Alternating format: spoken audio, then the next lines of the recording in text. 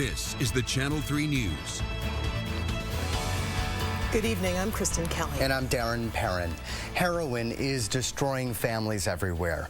Here in Vermont, we often report on the devastating effects. More home break-ins, a spike in overdoses, pharmacies getting robbed. One Vermont family is just fed up with the epidemic, and they sat down with our Channel 3's Jennifer Costa to share their story. She joins us now. Jennifer.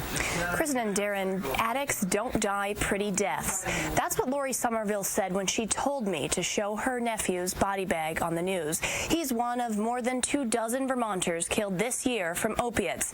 Everything you're about to see, Sean Carter's family asked me to show you. They're hoping it will keep other addicts alive, maybe even sober. This is how addiction ends for so many in Vermont. You get that sick feeling in your stomach. Your first thought is, oh no, what if this is that moment? An unpleasant smell coming from a wooded area in South Burlington led to the discovery of a dead body. Sean Carter left these woods in a body bag. He overdosed on a deadly combination of heroin and fentanyl. We all saw it coming. The Colchester dad was 32. A heroin addict for the last decade. It is a choice to pick up that needle, but that needle grabs a hold of you and just won't let go. His brother Levi is sick of watching people he loves die from this drug. First his mom, now Sean. This was their last conversation. I texted him, I feel like your hustle and flow is going to get you in trouble or worse. I love you, brother. He texted me back, same here, man, same here.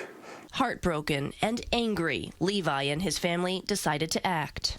It wasn't going to be a typical obituary. They needed to give Sean's death meaning, so they wrote their obit of an addict. Heroin promised Sean the world. What it didn't tell him is how it would devastate his family and tear them apart, how it would take jobs and places to live, how it would steal his baby girl right out of his arms. They revealed what most people won't. Their family was not perfect, and when one person is using, the whole family suffers.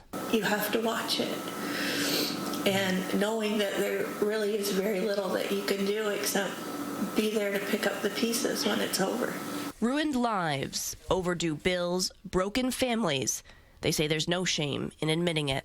You don't have to whisper in hushed tones about your loved one. You can speak out your pain. There's people out there that are feeling it. Sean's uncle hopes their honesty will reassure thousands of families they are not alone. There's a lot of people suffering out there that you'd never guess were, heroin addicts or junkies, but they still suffer the same. They're just better at hiding it. Multiple stints in rehab and bouts of tough love couldn't keep Sean clean. There was nothing else we could do for him. Everybody in our families helped him as much as we possibly could, and just wasn't enough. Heroin turned this sweet kid into a wanted fugitive. Sean's crimes splashed all over the news. A robber grabs cash from a register, and it's all caught on camera. Police in Colchester need your help finding a robbery suspect. That wasn't him. That was fueled by his addiction, and, does that excuse what he did? No, because he hurt people. And Sean paid the price. You don't have to like him. You may even believe he got what was coming to him.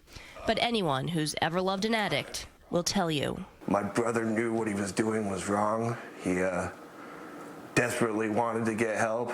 In the end, he just ran out of time. Should they have intervened earlier? Could they have done more?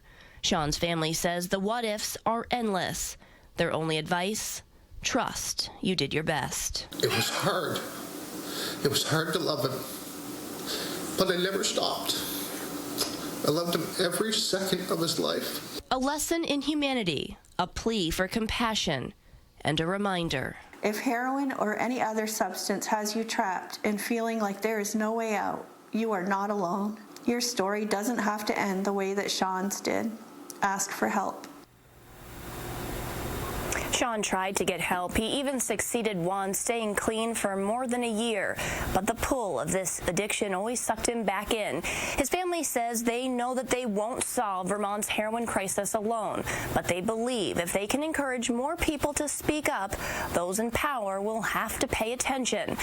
They say maybe someone will hear their message and donate a building for rehab or volunteer to counsel addicts. Change, they say, will only happen if everyone pitches in. Kristen Allison and Darren. Thank you, Jennifer.